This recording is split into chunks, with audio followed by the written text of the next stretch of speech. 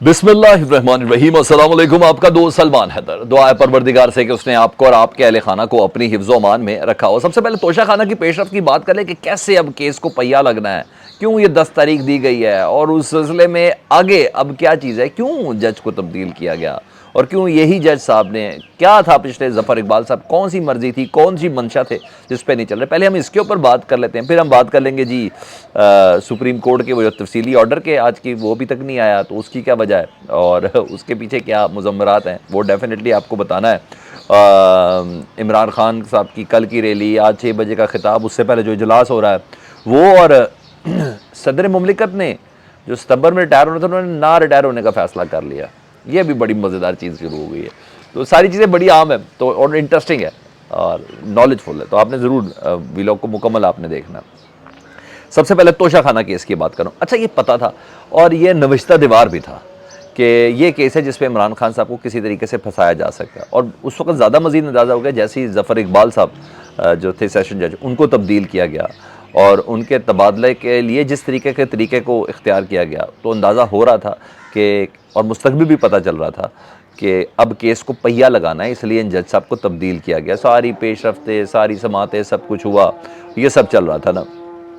तो नए जज आए, नए सेशन जज साहब आए, हुमायूं दिलावर साहब, उन्होंने हक अदा कर दिया उस डिमांड का कि इस केस को तेज़ी से सुनना चाहिए, इसको आगे लेके चलना चाहिए। तो तासुर ये है, मेरे पे इतलात नहीं है, तासुर ये है कि पिछले जज साहब ना दबाव में नहीं आ रहे थे और या इनकी मंशा के मुताबिक नहीं चल रहे थे।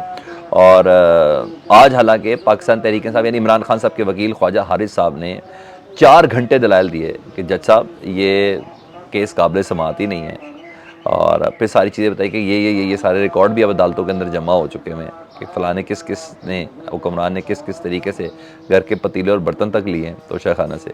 तमाम दलाइल दी है कि हमने इस तरह ये सब किया। फ़ैसला जो महफूज था ना वो सुना दिया। वो महफूज फ़ैसला इसलिए सुनाया कि जब चीज़ें पहले से एक अंडरस्टैंडिंग तय हो गई हो कि भाई ये सारे मामला करना ही इस तरीके से। फिर हुआ ये कि तमाम 3 दरख्वास्तें जो थी ना इस तोशा खाना केस के हवाले से कि सुननी चाहिए कि नहीं सुननी चाहिए, तीनों की तीनों दरख्वास्तें इमरान खान साहब की मुस्तरद कर दी गई।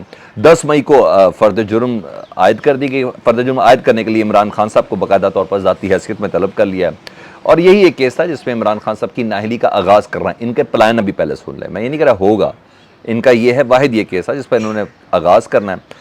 मतलब अगले हफ्ते में ये फ़र्द जुर्म, अगला हफ्ता ही बन जाएगा ना, आज 5 तारीख है तो अगला हफ्ता 10, अगले हफ्ते में ये फ़र्द जुर्म आयद करेंगे और फिर उसके बाद इस केस को बहुत स्पीड के साथ चलाएंगे। मतलब 15 से 20 दिन में ना, जज हैं ही इसलिए कि उसको ज़रा पर पहिए लगाने उस केस को, तो 15-20 दिन में ये इसका फैसला इन्होंने सुना देना। और प्लान बी भी तो है ना, अगर अदालत के डंडे से कुछ भी किसी तरीके से कर के इनको मुल्क भर के अंदर इलेक्शन कराना पड़ भी गए एक साथ, तो इमरान खान को तो नाअहल करना है ना, क्योंकि इलेक्शन करा के तो ये गए ना, किसी तौर पर भी ये जीत नहीं सकते। तो इमरान खान अंदर होगा तो शायद इनके कोई थोड़े बहुत चांसेस वगैरह बन जाए, जिस तरह पीपल्स पार्टी के अंदर कट एंड बेल्ट हो रहा है, जिस तरह उनके अंदर चीज़ें सामने पे कट एंड बेल्ट नहीं हो रहा बल्कि ऐड ऑन हो रहा है, जिस तरह ये चलती है। तो इमरान खान साहब को प्लान तो है ना, इमरान खान साहब को नाअहल करना, तो नाअहल करेंगे तो लेवल प्लेइंग फील्ड बनेगा ना। जी हाँ, तो वो चीज़ है। तो कल तलाल चौधरी साहब एक सोशल मीडिया के शो में थे, उसमें उन्होंने इतने यकीन से कहा, उन्होंने कहा देर हो रही है मगर ये तय है कि इमरान खान जिंदगी में कभी इख्तियार में नहीं आ सकता। उन्होंने कहा इमरान खान नाअहल होगा और गिरफ्तार भी होगा, और ये होता हुआ सब देखेंगे। ये 3 ख्वाहिशें इनकी, इख्तियार में इमरान खान को ना लाना, उसको नाअहल करना और उसको गिरफ्तार करना।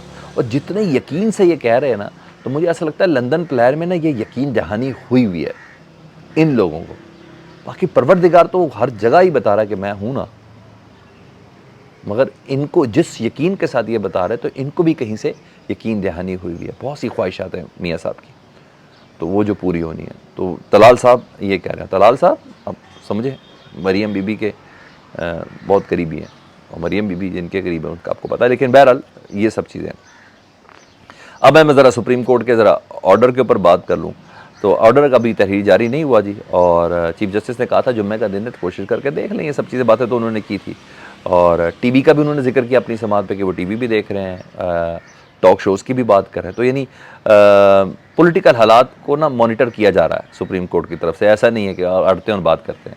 शायद देखें आज ऑर्डर ना आए, कल आ जाएँ। और दूसरी तरफ पीटीआई भी डटी हुई है जी, और इमरान खान साहब ने इजलास बुलाया हुआ है और इस वक्त जारी है, और अदालत को कह दिया कि मुज़ाकरात नहीं करने, ये भी उन्होंने सब कुछ पहले बता दिया। और अब बाद में क्या करना है, तो 6 बजे कौम से इमरान खान साहब का जो खिताब है उसमें भी बहुत सी चीज़ें क्लियर हो रही होंगी। और कल 3 बजे की रैली निकाली है जी, जजेस से, जुडिशरी से, अदलिया से, आइन से, कानून के साथ इजहार यकजहती के लिए पूरे मुल्क भर की कॉल है। 3 बजे की कॉल उन्होंने दी है ज़मान पार्क से वाया बैक साइड, यानी गड़ी शाह की तरफ से ना, एक उधर से होते हुए रेलवे स्टेशन, और ये रैली है ज़मान पार्क से लक्ष्मी चौक तक जाएगी। तो इज़हार यकजहती करना है, इमरान खान साहब खुद इसकी क़यादत करेंगे। और असद उमर ने पहले भी कह दिया है कि जनाब कि तमाम मौके ख़त्म हो गए हैं, शहबाज शरीफ और उनके साथी नाअहली का अपना इंतज़ार कर लें, जब भी होनी है, मौके सारे ख़त्म हो चुके हैं। पीटीआई में स्मार्ट मूव कर दी थी ना, 2 दिन पहले रिपोर्ट भी जमा करा दी, और 2-3 दिन पहले, और अब अदालत के सामने उन्होंने कहा आइन के मुताबिक आप इम्प्लीमेंटेशन करें, और आपको करवाना, अदालत ने आइन के मुताबिक इम्प्लीमेंटेशन करवानी है।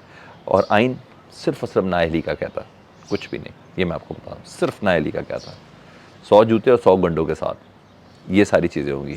तो उधर इमरान खान के साथी साहब टफ टाइम दे रहे हैं, और वो टूट छूट नहीं रहे, तो एक के बाद एक कुछ है। मियां असलम इकबाल साहब और यास्मीन राशिद साहब, ये मुतवक्के वज़ीर आला के कैंडिडेट्स भी हैं ना पंजाब के। तो मियां असलम इकबाल के ऊपर एक FIR दर्ज हुई है जी, उनके इलाके के समराबाद के शहरी है जी।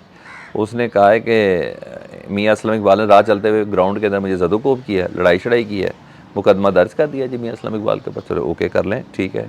जो लोग जानते हैं ना, मियां असलम इकबाल इस तरह के बंदे नहीं हैं, जो जो जो जो पॉलिटिकल बीट करते हैं या पंजाब असम्बली की बीट करते हैं, उनसे मैंने पता किया ना, नहीं ये वाला बंदा नहीं है। लेकिन बहरहाल आजकल तो सब कुछ ही हो रहा है, सही भी हो तो टाइमिंग देख लेना कैसी है।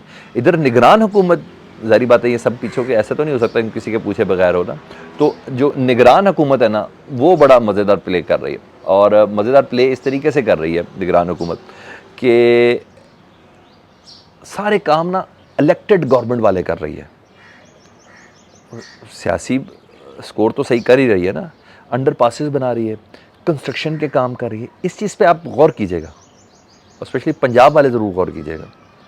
कंस्ट्रक्शन प्लान कर रही है, दूसरे काम कर रही है, जैसे इनका लंबा प्लान है, अंडर पासेस वगैरह, जैसे इनका लंबा प्लान है।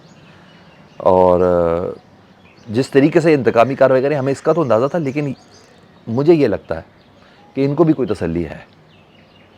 मैंने कहा मैं इस तरफ ज़रा आपकी थोड़ी तवज्जो दिलवा दूँ, जो लाहौर वाले देख रहे हैं ना, उनको इस बात का अंदाज़ा होगा कि ये सब कुछ हो रहा है ऐसा।